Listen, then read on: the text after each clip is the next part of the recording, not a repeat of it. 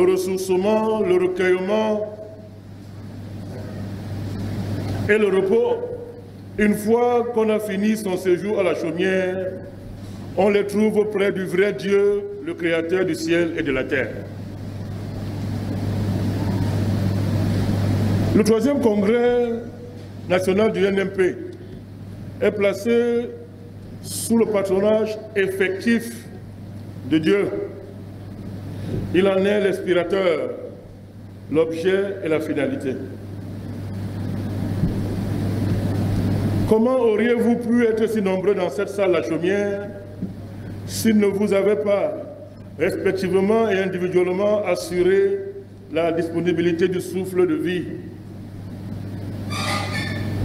N'est-il pas l'origine, n'est-il pas le garant du mouvement, de l'être et de la vie? Permettez-moi qu'en son nom, je vous souhaite une fois de plus la bienvenue dans cette salle.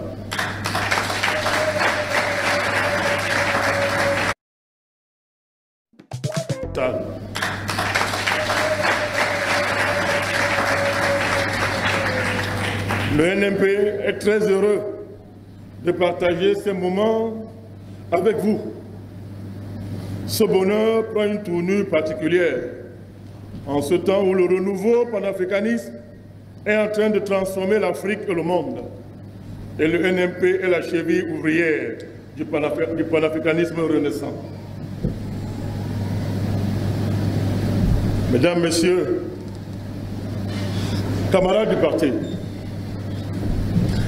le thème du 3e congrès national du NMP s'intitule « Pour une action exceptionnelle de Dieu, paix universelle de tous en faveur du Cameroun ». La première question que cette thématisation soulève est celle de savoir si nous sommes en présence d'un parti politique ou d'une organisation religieuse qui se serait trompée de vocation.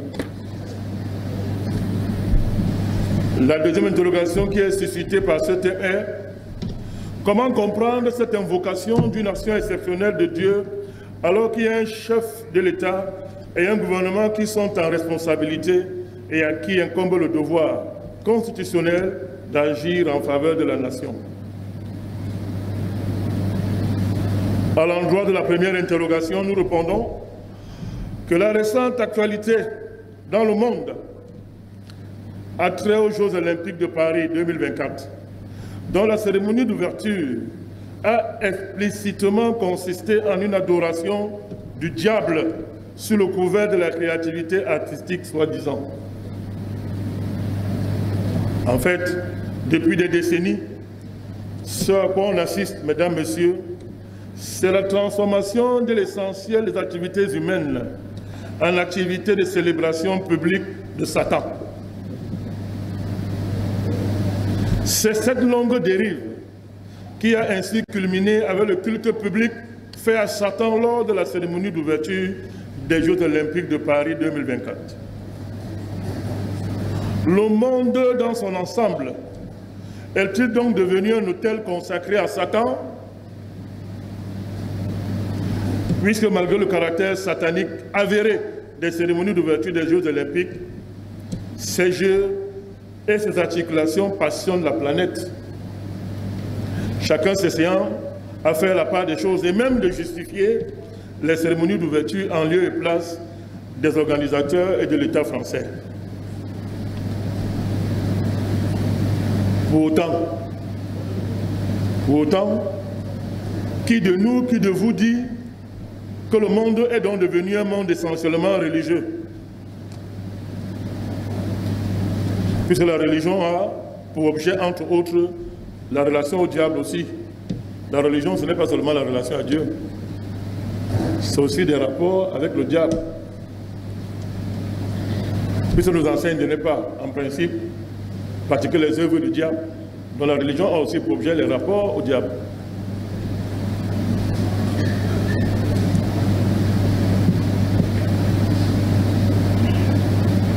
Donc est-ce parce qu'il y a eu toutes ces manipulations à la cérémonie d'ouverture des Jeux Olympiques de Paris qu'on tire comme conclusion que le monde, n'est-ce pas, a pour religion sa raison d'être? Ou bien, est-ce que le monde s'est donc trompé de vocation?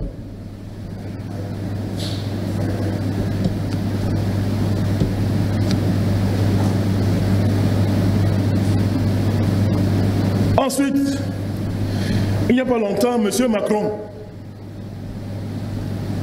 président de la République française, nous a prévenu de ce que notre génération devrait se préparer à accueillir la bête de l'événement. Et qu'elle était bel et bien là.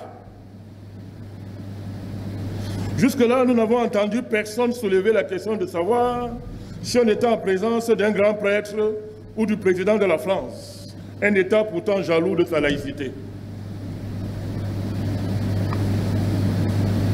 La réponse à la première question résout donc en toute logique, mesdames, messieurs, et d'après le principe du parallélisme des formes, le problème posé par la deuxième interrogation.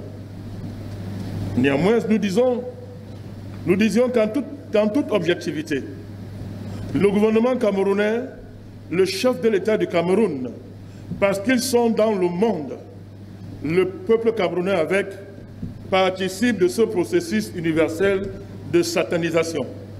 D'ailleurs, le président patriarche était l'un des invités d'honneur de la dite cérémonie d'ouverture. Et dans les conditions actuelles, il était de son devoir qu'il aille pour représenter le Cameroun. Nous constatons, nous ne jugeons pas. En réalité, les choses sont plus complexes qu'elles ne paraissent.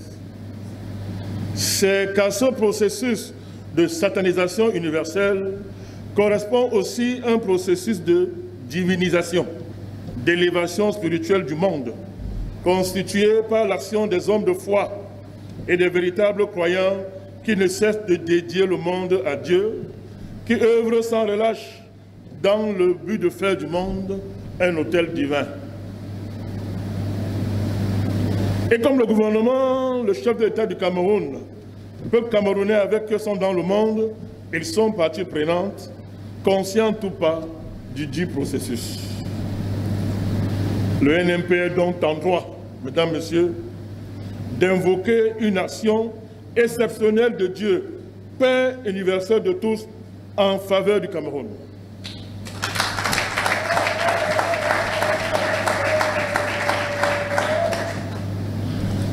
Puisqu'il y en a aussi au Cameroun qui ne cessent d'invoquer l'action exceptionnelle de Satan contre le Cameroun.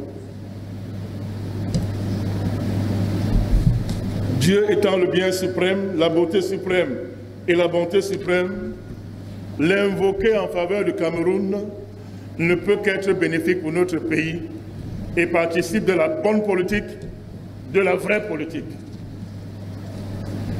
Mesdames, messieurs, de la vraie politique, de la bonne politique, agir en faveur du Cameroun, poser des actions réellement bénéfiques pour le Cameroun, c'est de ça dont il est question. Parce qu'il y a de la fausse politique, il y a de la mauvaise politique, il y a des millions de personnes au Cameroun qui agissent en défaveur du Cameroun. Notre pays, le Cameroun, est en situation. Il négocie un tournant, peut-être le plus décisif de son existence.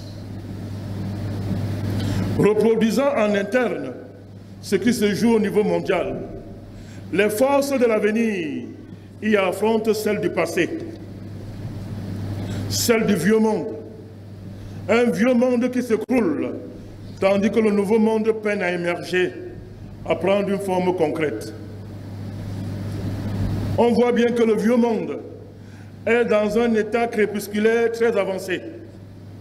En même temps, chacun voit bien que ce Cameroun du passé s'est tellement entremêlé avec le Cameroun à venir que la possibilité d'un démêlement est porteuse d'un risque mortel pour le pays.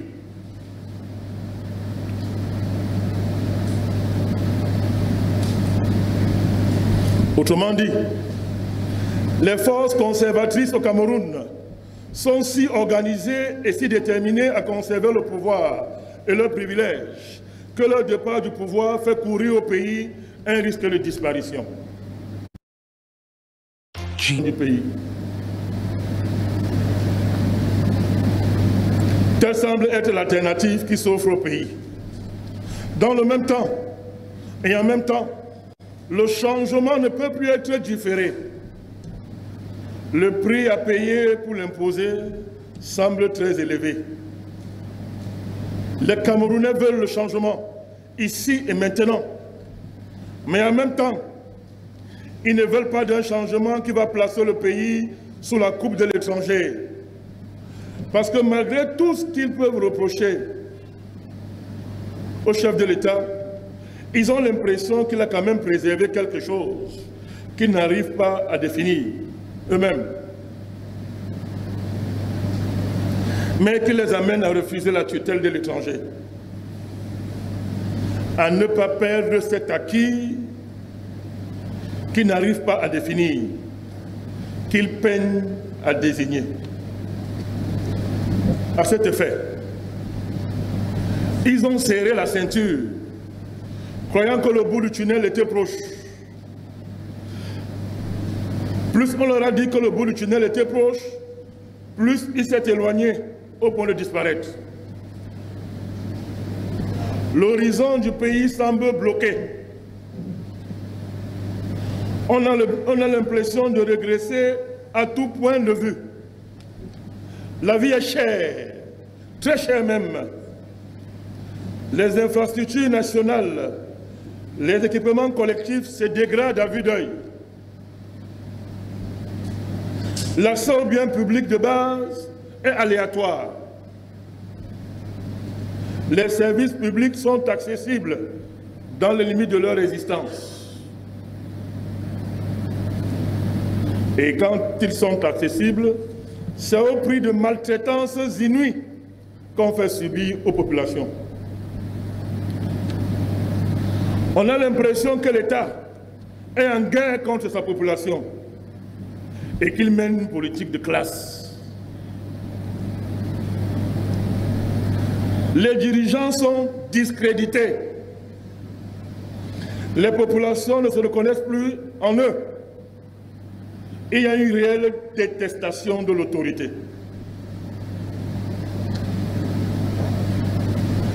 Et pourtant, les Camerounais ont la conviction qu'il faut préserver le pays de ce qui s'est passé ou se passe ailleurs.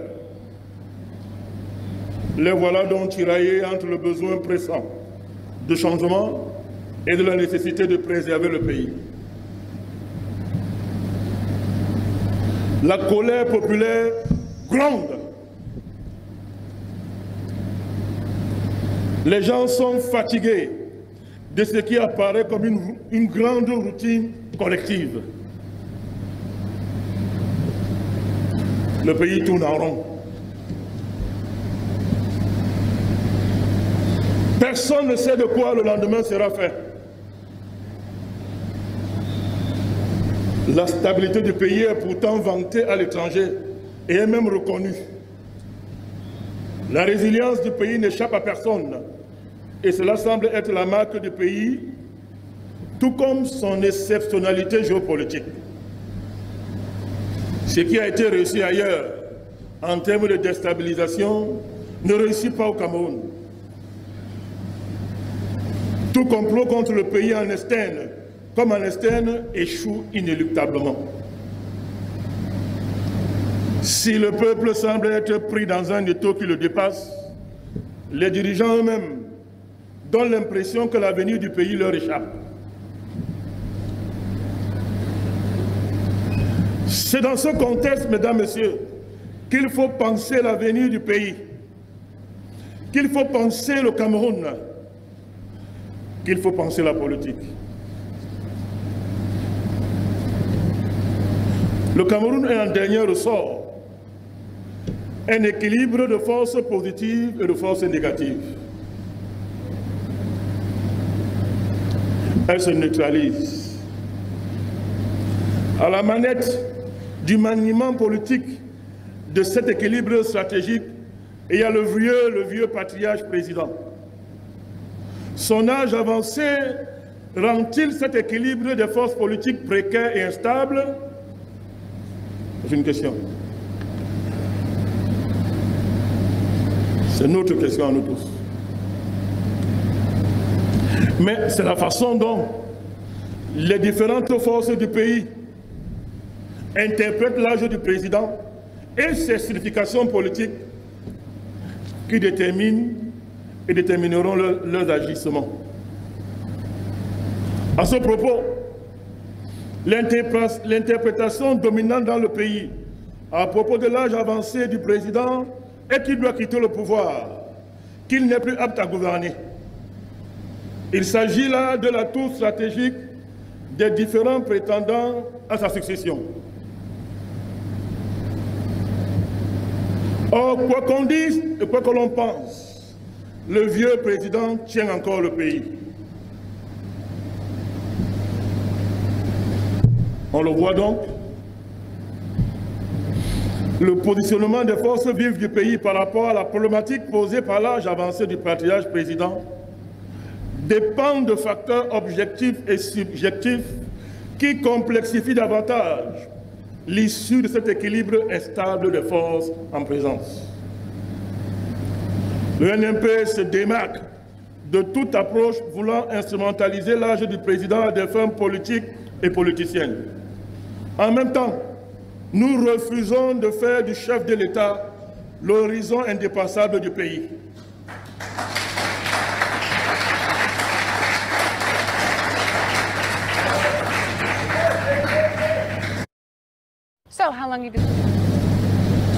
Le Cameroun, mesdames, messieurs, est dans un réel politique très complexe.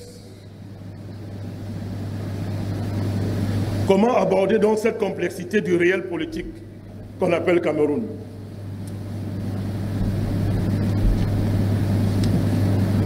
On ne comprend rien à ce qui se passe au Cameroun en matière de politique partisane et gouvernementale si l'on base sa pensée sur ce que j'ai appelé le présentisme.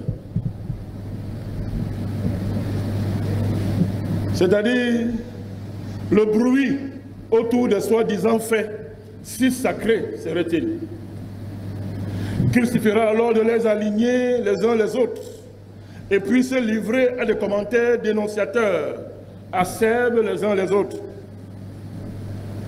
Bref, dit-on, il faut partir des faits. Critiquer sévèrement le régime ou le défendre quand on ne l'encense pas. Et si l'on veut se convaincre du sérieux de sa jactance, il suffit de rechercher la caution d'un expert ou d'un spécialiste qui viendra apporter l'onction scientifique ou savante, indispensable pour que la critique, la défense ou l'encensement soient recevables comme étant pertinents. Et le tour est joué. Et on prétend qu'on a affaire à des réflexions politiques. Ce serait donc à partir de celle-ci qu'on devrait dire le vrai sur ce qu'est et sera la politique au Cameroun. Et lorsque nos certitudes sont rattrapées par la réalité, on se lance dans une fuite en avant. On persiste dans ses positions et désormais l'effort consistera à collecter les faits. Il existera toujours les faits. Pour conforter nos positions. Et on finira par appeler celles-ci des convictions. Et on sera donc prêt à mourir pour elles. Au Cameroun, la réflexion spontanée, instantanée, inspirée des faits présents, tient lieu de réflexion politique. Mais ce n'est pas parce que, mesdames, messieurs, un fait se produit à l'instant présent qu'il n'a pas d'antécédent. Qu'on est en face d'une répétition. Qu'on n'est pas en face d'une répétition, je voudrais dire. Il se peut qu'il y ait des contemporains qui aient déjà vécu le fait en question et donc disposent d'une expérience du fait concerné. Un fait peut être nouveau, il peut aussi être ancien. Un fait peut être nouveau pour vous, mais ancien pour quelqu'un d'autre.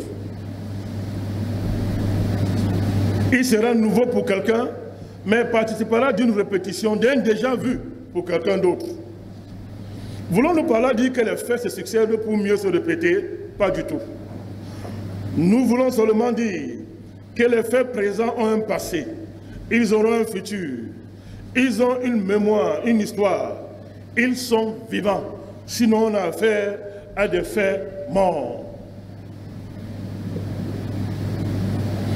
Pour dire quelque chose de consistant sur la politique et le politique au Cameroun, il faut remonter aux origines de la politique contemporaine, telle qu'elle s'exerce dans le pays.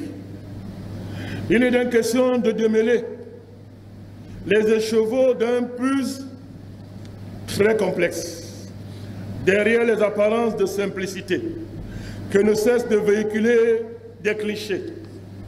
Ces choses qu'on entend tous les jours à propos de la politique camerounaise. La politique au Cameroun est une affaire très sérieuse. Les enjeux qui la structurent sont immenses. Ils passent très loin le cadre du territoire camerounais. Mesdames, Messieurs, ils engagent le monde.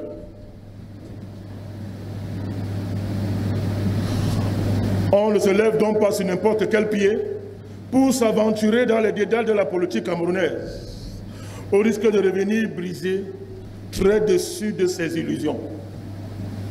C'est faute d'avoir intégré cette nature de la politique au Cameroun que beaucoup d'hommes politiques et de très nombreux Camerounais développent à l'égard de la politique, telle qu'elle a cours dans leur pays, un complexe d'attitude dans lequel l'aigreur, le vif ressentiment, le désintérêt côtoient et cela dispute avec le désenchantement, le pessimisme et la victimisation.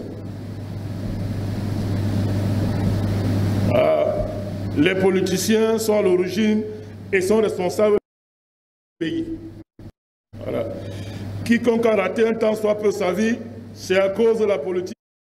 I came to Emporia for a month. L'interprétation dominante dans le pays à propos de l'âge avancé du président est qu'il doit quitter le pouvoir, qu'il n'est plus apte à gouverner. Il s'agit là de l'atout stratégique des différents prétendants à sa succession. Or, quoi qu'on dise et quoi que l'on pense, le vieux président tient encore le pays. On le voit donc, le positionnement des forces vives du pays par rapport à la problématique posée par l'âge avancé du patriarche président dépend de facteurs objectifs et subjectifs qui complexifient davantage l'issue de cet équilibre instable des forces en présence. Le NMP se démarque de toute approche voulant instrumentaliser l'âge du président à des fins politiques et politiciennes. En même temps, nous refusons de faire du chef de l'État l'horizon indépassable du pays.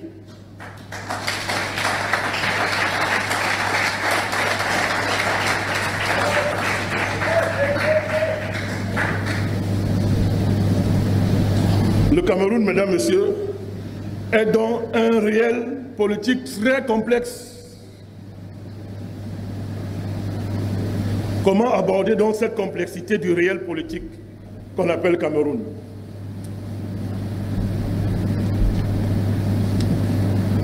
On ne comprend rien à ce qui se passe au Cameroun en matière de politique partisane et gouvernementale si l'on base sa pensée sur ce que j'ai appelé le présentisme.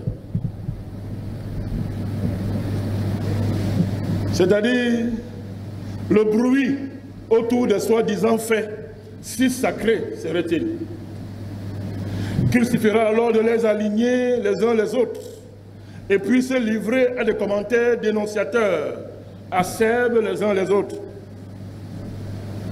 Bref, dit-on, il faut partir des faits. Critiquer sévèrement le régime ou le défendre quand on ne l'encense pas. Et si l'on veut se convaincre du sérieux de sa jactance, il suffit de rechercher la caution d'un expert ou d'un spécialiste qui viendra apporter l'onction scientifique ou savante indispensable pour que la critique, la défense ou l'encensement soient recevables comme étant pertinents. Et le tour est joué. Et on prétend qu'on a affaire à des réflexions politiques. Ce serait donc à partir de celle-ci qu'on devrait dire le vrai sur ce qu'est et sera la politique au Cameroun. Et lorsque nos certitudes sont rattrapées par la réalité, on se lance dans une fuite en avant. On persiste dans ses positions et désormais l'effort consistera à collecter les faits. Il existera toujours les faits. Pour conforter nos positions. Et on finira par appeler celles-ci des convictions. Et on sera donc prêt à mourir pour elles. Au Cameroun, la réflexion spontanée, instantanée, inspirée des faits présents, tient lieu de réflexion politique. Mais ce n'est pas parce que, mesdames, messieurs, un fait se produit à l'instant présent qu'il n'a pas d'antécédent. Qu'on est en face d'une répétition. Qu'on n'est pas en face d'une répétition, je voudrais dire. Il se peut qu'il y ait des contemporains qui aient déjà vécu le fait en question et donc disposent d'une expérience du fait concerné. Un fait peut être nouveau, il peut aussi être ancien. Un fait peut être nouveau pour vous, mais ancien pour quelqu'un d'autre. Il sera nouveau pour quelqu'un, mais participera d'une répétition d'un déjà vu pour quelqu'un d'autre. Voulons-nous par là dire que les faits se succèdent pour mieux se répéter? Pas du tout. Nous voulons seulement dire que les faits présents ont un passé, ils auront un futur, ils ont une mémoire, une histoire, ils sont vivants. Sinon, on a affaire à des faits morts. Pour dire quelque chose de consistant sur la politique et le politique au Cameroun, il faut remonter aux origines de la politique contemporaine, telle qu'elle s'exerce dans le pays. Il est donc question de démêler les écheveaux d'un plus très complexe, derrière les apparences de simplicité, que ne cessent de véhiculer des clichés. Ces choses qu'on entend tous les jours à propos de la politique camerounaise. La politique au Cameroun est une affaire très sérieuse. Les enjeux qui la structurent sont immenses et ils dépassent très loin le cadre du territoire camerounais. Mesdames, Messieurs, ils engagent le monde.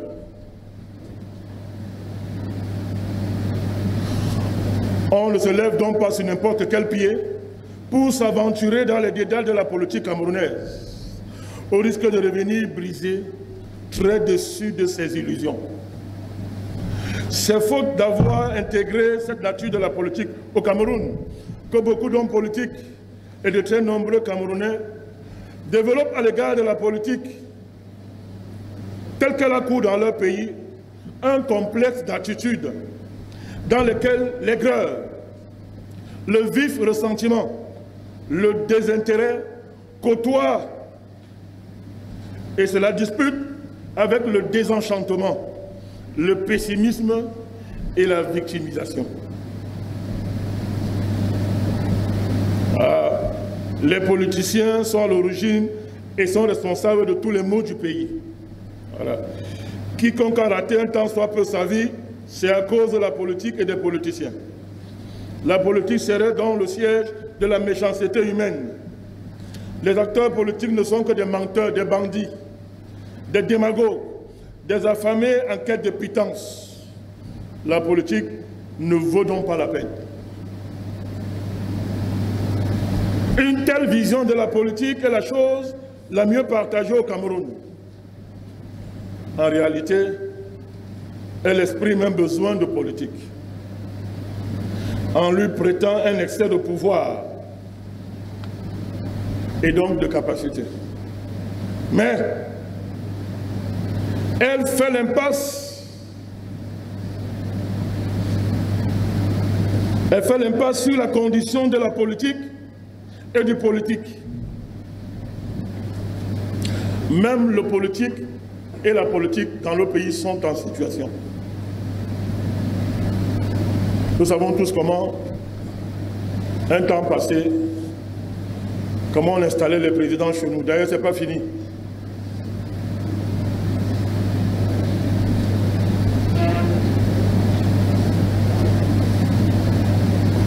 L'idée simpliste de la politique refuse d'admettre que la politique et le politique peuvent être les victimes de force et de puissance qui les dépassent. Un temps, ou un temps, pendant un temps. Il y a longtemps, personne ne pouvait dénoncer la France dans le pays. Aujourd'hui, on les chasse. Et ils partent.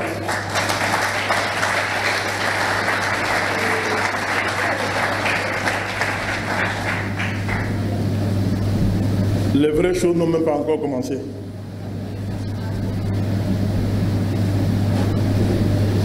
Nos glorieux héros nationaux ne sont-ils pas la preuve de la véracité de ce qui vient d'être dit? Leur cause était juste, mais ils ont été vaincus physiquement par la force, même si leurs idéaux ont triomphé. Moumiobe, Wandje, Moumi avait raison, mais on les a détruits physiquement.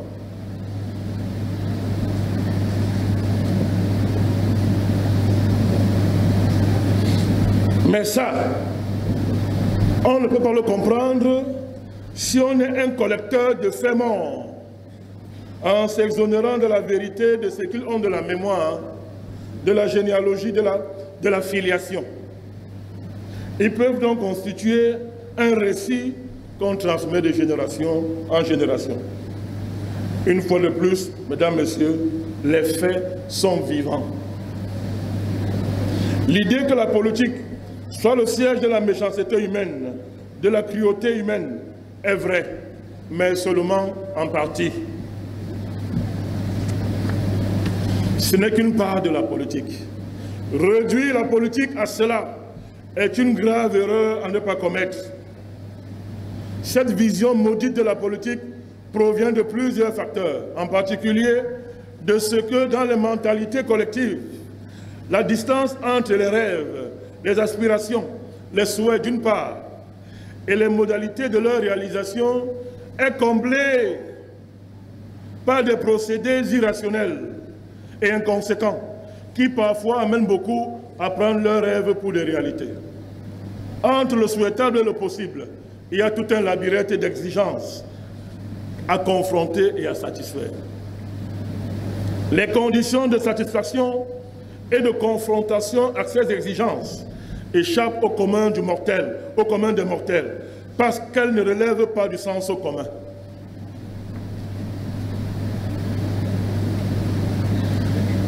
En particulier, toujours, de ce que les évolutions de la pensée et de la pratique politique ont assis l'idée que le peuple est souverain et qu'il serait l'objet et la fin de la politique. De là, un sentiment fort d'injustice fondamentale et monumentale que le peuple subirait de la part du politique et des politiques qui auraient dépossédé le peuple de ce qu'il a naturellement. C'est un malaise structurel à la politique, c'est un malaise structurel. Or, la politique, ce rapport au réel en vue de la transformation de celui-ci, cet art de gestion de la cité, gouvernement des hommes et conduite des peuples, instauration d'un ordre social, relation aux classes sociales, relation à la chose publique, etc. Aussi longtemps que la politique sera une affaire des hommes, par les hommes et pour les hommes, elle ne fera que refléter ce qu'ils sont.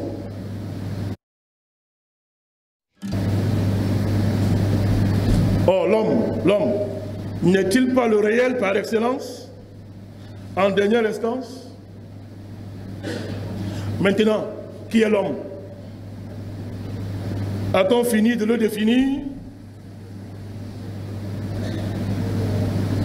Que la politique soit une technique de gouvernement ou un grand mécanisme social, une organisation qui organise l'affrontement des forces sociales, elle va dépendre de la grande idée qui la justifie. Pouvoir qui rend possible l'avènement d'une humanité libre, il sera l'expression d'un mouvement historique et philosophique. Au grand carrefour de la rencontre des sociétés avec elles-mêmes, de l'homme avec l'homme, apparaît la politique qui interprète, unifie, synthétise au niveau le plus général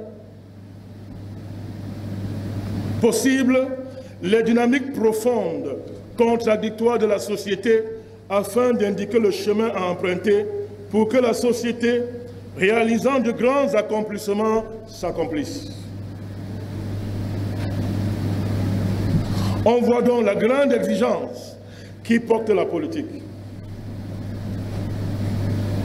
Exigence d'universalité, exigence de justice, exigence de légitimité, exigence de responsabilité. La politique est la reine, c'est l'épouse du roi. C'est une formule que beaucoup ne comprendront pas, mais que certains vont comprendre. Sa couronne réside dans une perpétuelle ascèse spirituelle qui l'élève au-dessus des passions les plus viles, des bas instincts qui tirent la société vers le bas. Ascèse spirituelle qui la place au-dessus des intérêts particuliers, qui rejette l'autorité suprême de l'intérêt général, du bien public, du bien de tous. La politique est une esthétique de l'intérêt général, du bien public, du bien de tous. Là réside sa noblesse, sa dignité et sa grandeur. La politique est un sacerdoce spécifique.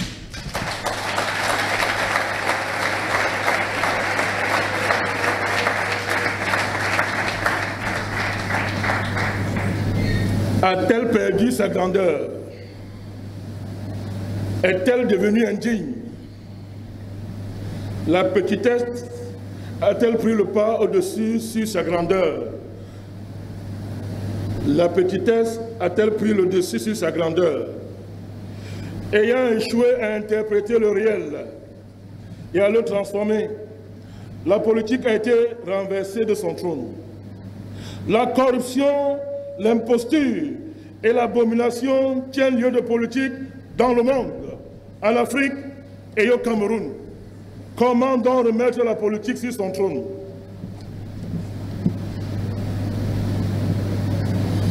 Nous voulons remettre la politique sur son trône.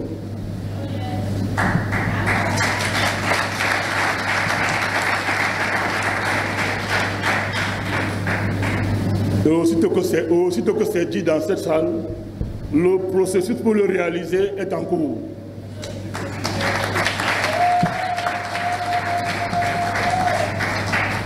Mais nous ne supplions pas. Nous disons et le processus de réalisation est enclenché. Comment donc remettre la politique sur son trône? En tournant le dos au complexe d'attitude souligné plus haut, pour investir le terrain de la connaissance, de la réflexion la plus haute possible, de l'ascèse spirituelle.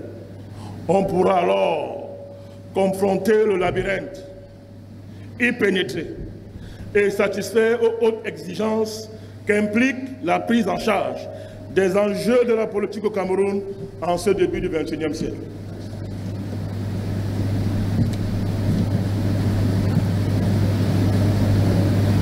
Il faut donc de la méthode, mesdames, messieurs, pour aborder la politique camerounaise et en saisir la trame. Beaucoup refusent de rechercher cette méthode. Et ils se cassent la gueule, à temps et à contre-temps. Nous avons essayé plus haut de distinguer les faits morts des faits vivants. Le fait mort brille de sa génération spontanée. Il peut même faire sensation. Il peut être fracassant, très retentissant, sauf qu'il n'a ni passé ni futur. Sa vie est spontanée et instantanée. Après usage, on le jette. Le fait vivant, lui, a un passé, un présent et un avenir qui se tiennent mutuellement. Il est un mouvement. À partir de son passé, on comprend son présent et on peut envisager son futur. Encore qu'il a en lui-même les mécanismes de son dynamisme. Il a une mémoire de la généalogie, de la filiation. On peut faire un récit qu'on transmet de génération en génération.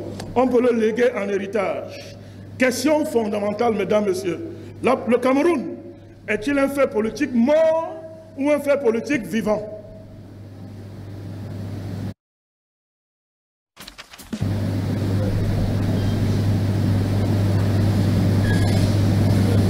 Vous me regardez. À chacun de répondre. Puisqu'on veut faire la politique au Cameroun, on sait tout. On fait la politique au Cameroun. Voilà la question fondamentale. La réponse à cette question permet d'opérer un classement des positionnements à l'égard du phénomène politique qu'est le Cameroun.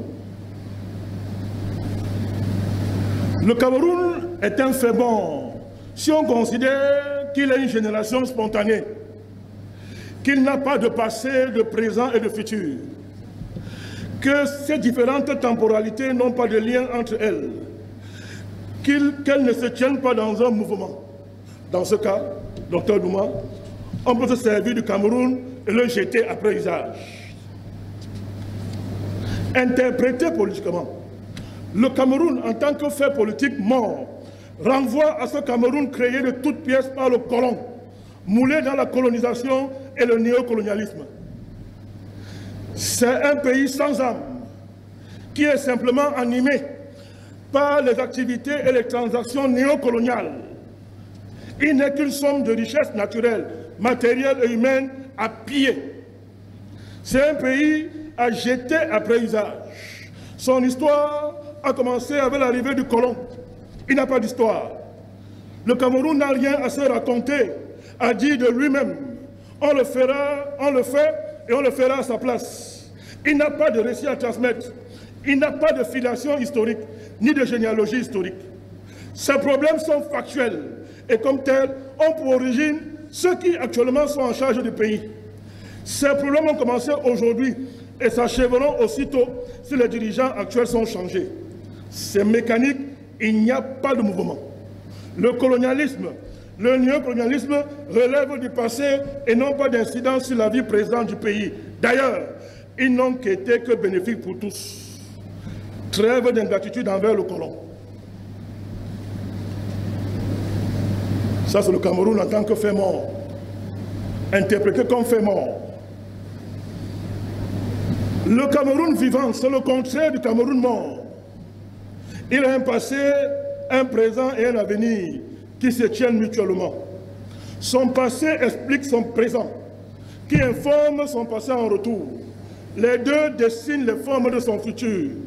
Il a une mémoire historique, une généalogie vivante, de la filiation consciente. Il peut raconter son histoire, la transmettre de génération en génération. Il peut laisser de l'héritage. Il a lui-même un héritage. Il a en lui-même tout ce qui est nécessaire à son développement.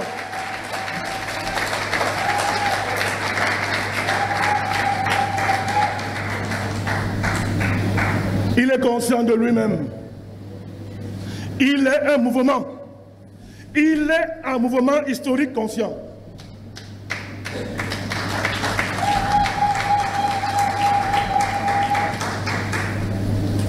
Ça veut dire politiquement qu'il peut dégager le sens historique de son existence, sa mission historique, sa raison d'être dans l'histoire et parmi les nations.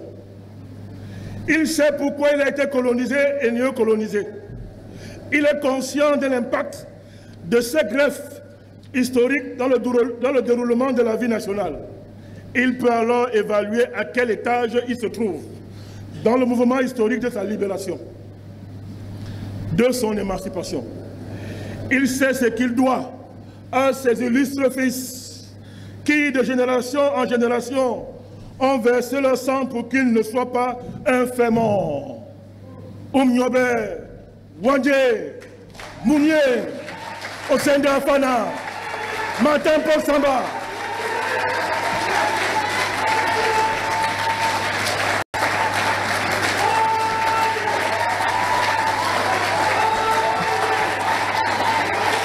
À la colonisation allemande, qui ont tenu tête à la colonisation anglaise et à tous les projets coloniaux qui ont séjourné sur les côtes du Cameroun et qui ont voulu pénétrer à l'intérieur.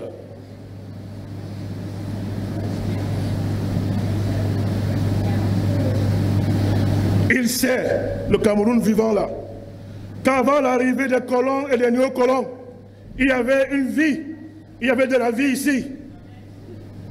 Il est au fait de ce que l'indépendance et la souveraineté du pays ne sont pas négociables. Ne sont pas négociables.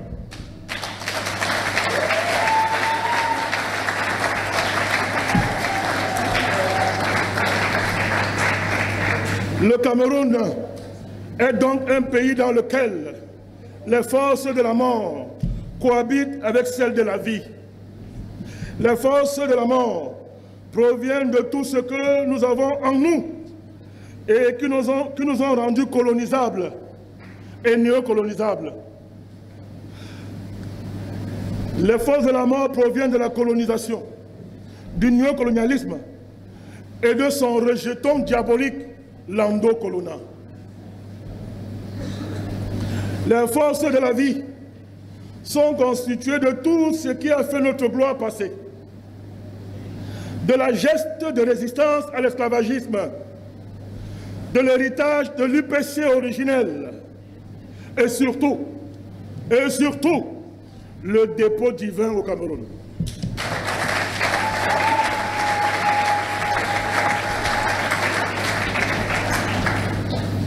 À la suite de ces développements, l'on peut classifier les positionnements à partir desquels les uns et les autres abordent la question camerounaise. Il y en a pour qui le Cameroun serait un enfer sur terre. Ils regrettent même d'y être nés. Et les dirigeants du pays, le chef de l'État en tête, des démons qui ont simplement détruit le pays. Deuxième catégorie, il y en a qui sont les nostalgiques de l'ère Haïdo, qui est fantasmé comme étant l'âge d'or du pays, une espèce d'air paradisiaque. Troisième catégorie,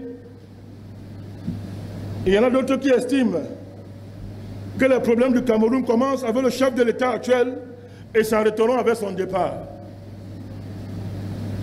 Quatrième, il y en a d'autres encore qui pensent que les problèmes du Cameroun proviennent uniquement de l'impérialisme de l'Occident et donc de celui de la France. Commençons par la première catégorie. Le Cameroun serait un enfer.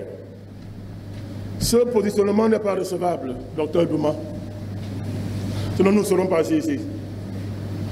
En enfer, on ne fait pas les conférences. En enfer, on brûle, matin, midi, soir.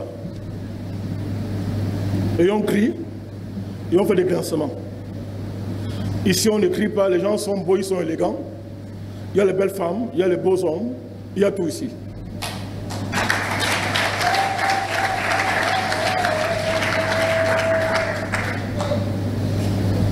Donc ce positionnement n'est pas recevable. D'abord, ça se demander ce que les tenants d'un tel positionnement font encore au Cameroun. Et par quels moyens ils se sont retrouvés ici. Est-ce le président Biya qui a décidé de leur naissance en enfer? Raisonnement logique, hein, simplement. Que le régime actuel ait fait de mauvaises choses et fait encore de mauvaises choses, c'est un fait. De là à dire qu'il a détruit le pays, c'est une affirmation gratuite. Il y a ce positionnement de les nostalgiques de l'ère Ahidjo. Ils ont fait de M. Ahidjo l'horizon indépassable de la vie nationale. En passant, c'est le premier président du Cameroun, honneur et gloire à sa personne.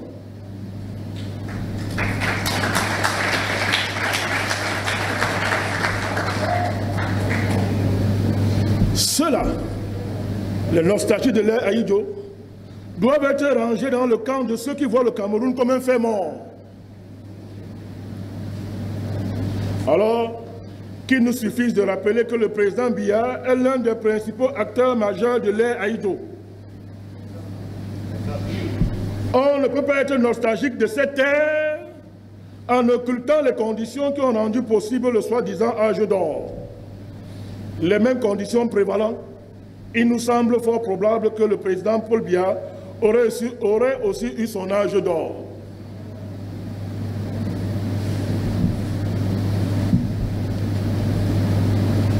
Troisième positionnement. Le problème du Cameroun, c'est le chef de l'État. Et le restant des Camerounais auraient donc des solutions. Si le problème du Cameroun, c'est le président, conséquence logique. Ça veut dire que nous sommes ici tous réunis, nous avons la solution. Ça veut dire. Ils ont dit, c'est le problème, c'est Paul Biya. Et le chef de l'État bloque donc les solutions par sa longévité au pouvoir, entre autres. Alors, si l'on a la solution d'un côté et le problème d'un autre, ça veut dire qu'on n'a pas de solution. Il faut raisonner logiquement. Puisque la solution est censée régler le problème.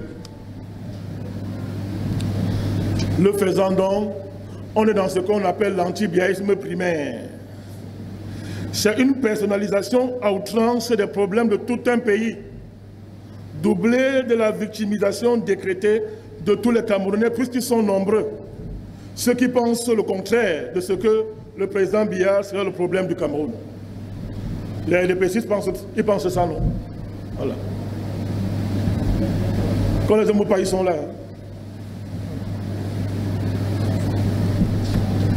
Quatrième catégorie de positionnement. Les problèmes du Cameroun proviennent tous de l'impérialisme. Et ça, pour les panafricanistes, c'est important d'écouter ça. On n'est jamais par hasard la proie de la prédation impérialiste. Oh, ce que je dis là, ça peut coûter cher, mais je vous le dis. C'est un anti-impérialiste de feu qui parle. On n'est jamais par hasard la proie de la prédation impérialiste. En lui-même, l'impérialisme est le stade suprême du capitalisme, pour reprendre Lénine. Il a été précédé par l'esclavage et la colonisation. Or, l'on esclavagise ce qui est esclavagisable. On colonise ce qui est colonisable. Une fois que l'on est tombé sous la férule de l'impérialisme, il faut engager la lutte résolue pour en sortir.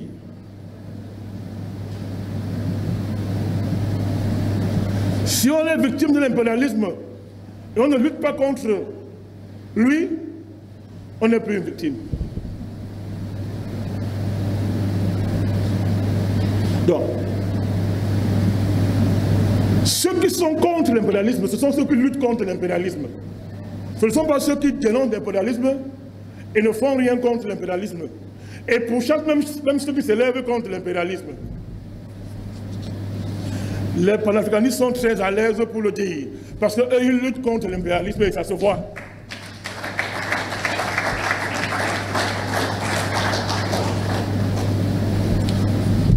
L'enjeu de ce petit recensement était de faire ressortir l'idée que les positionnements politiques à partir desquels les uns et les autres abordent la problématique politique camerounaise posent même cette problématique est déterminée par la réponse que l'on donne à la question de savoir si le Cameroun est un fait vivant ou alors un fait mort.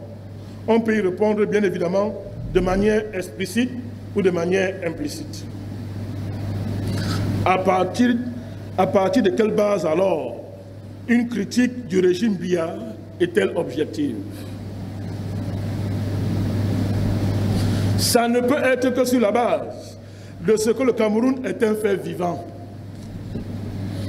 Il est dans un processus de continuité historique, activé par une contradiction fondamentale qui est en voie d'aboutissement. Quelle est la contradiction fondamentale qui a longtemps été le moteur de l'histoire politique du Cameroun? Autrement dit, c'est quoi le problème national camerounais? Oumyobé a posé cette question hier. Nous la posons encore aujourd'hui. Et la réponse du Podol, c'était l'UPC originel, avec les résultats que nous savons tous. Oui, ils n'ont pas pris le pouvoir, mais ce pouvoir qui était là n'a fait qu'exister à cause de l'UPC. Et si nous sommes indépendants aujourd'hui, qu'elle soit formelle, cette indépendance, nous savons à qui nous la devons.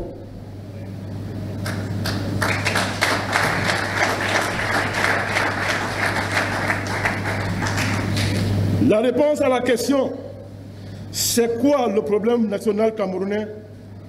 permet de dégager pour le Cameroun le possible politique et économique. Nous sommes dans la pédagogie.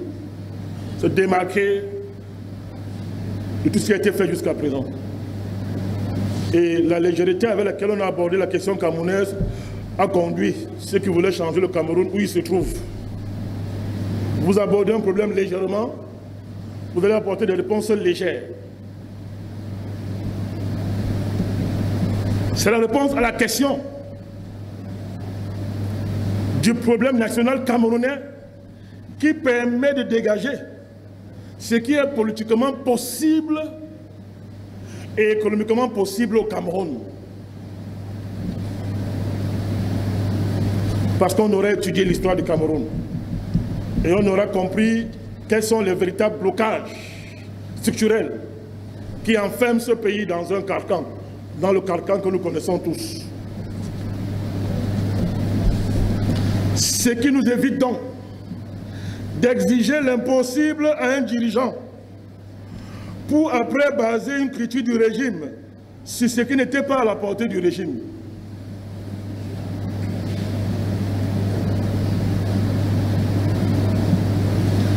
On ne saurait demander l'impossible à un régime et le juger à cette tonne-là. À ce propos, l'esclavage, la colonisation et le néocolonialisme ont posé des limites quasi infranchissables à l'exercice de la politique et à la promotion d'une économie digne de son nom dans notre pays. On ne peut pas procéder à une analyse juste des régimes successifs des présidents Amadou Ahidjo et Paul Biya sans convoquer ces limites et leur impact sur la destinée de notre pays. Il est donc indispensable de retrouver le moteur de l'histoire qui agit au Cameroun. On ne peut pas comprendre la politique camerounaise et ses complexités si l'on n'a pas bien analysé, assimilé, digéré les différents épisodes qui l'ont structuré, et ce depuis la colonisation allemande jusqu'à l'arrivée du président Paul Biya. Qui peut prétendre faire de la politique au Cameroun sans avoir tiré toute la sève des trajectoires politiques des gens comme Gottlieb Chan? Ah, vous êtes surpris, c'est un patriote camerounais. Gottlieb Chan, qui en 1936 créa le comité de défense des intérêts du Cameroun, qui à son tour engendrera en 1937 l'Union camerounaise, avec à sa tête Jean Mandé Sibel et Léopold Moumié Etia. Peut-on faire la politique au Cameroun sans maîtriser l'histoire des gens comme King Edjong, André Fouda, Louis-Marie Pouka, André Marimbida, Paul Sopo Priso, Charles Kala, Guillaume Bissek, Paul Monté, Ndoumessi Mathias, Daniel Kemayou, Louis-Paul Ojoula, Jules Ninine, Bébé Yidi, pour ne citer que cela. Peut-on faire politique au Cameroun sans comprendre la mission historique de l'UPC originelle et ses dirigeants historiques que sont Ernest Wandje, Félix Laurent Moumier, Abel Kingé, Osende Afana, Gungli Massaga, Nde Toumaza, Michel Do, mais surtout, le rôle historique du très grand Ruben Oumniobé.